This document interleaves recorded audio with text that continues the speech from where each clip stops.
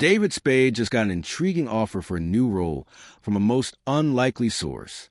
The Tiger King himself, Joe Exotic, called into most recent episode of Spade and co-host Dana Carvey's Fly on the Wall podcast, where he discusses issues with various TV series that have depicted the chain of events that led to his current incarceration at the Federal Medical Center in Fort Worth.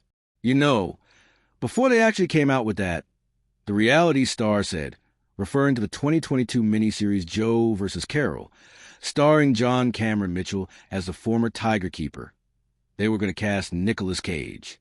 And I was like, no, Nicolas Cage is too dry. I said, come on. You want to have a real show? You got to cast David Spade to play Joe Dirt, you know?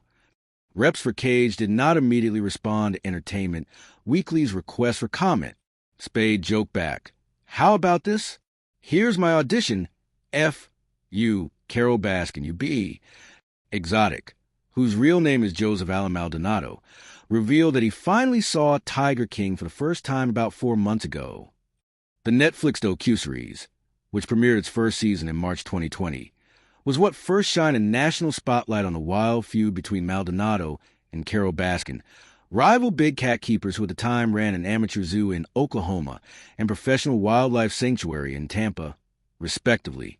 Spade and Carvey were shocked it had taken Maldonado so long to watch the series that brought him such notoriety that, within months of its release, he would be convicted on charges that he had hired a hitman to murder Baskin. It was a great show. I mean, it was riveting, right? Spade asked, but Maldonado demurred. I was pretty disgusted with it to start with, because I was like, they made me out to be this big meth head, and I'm the only one on the show with teeth who is wearing clothes. You know what I mean? He then took aim at Joe vs. Carol, alleging the 8-part Peacock miniseries made me out to be a whole lot more gayer than I am.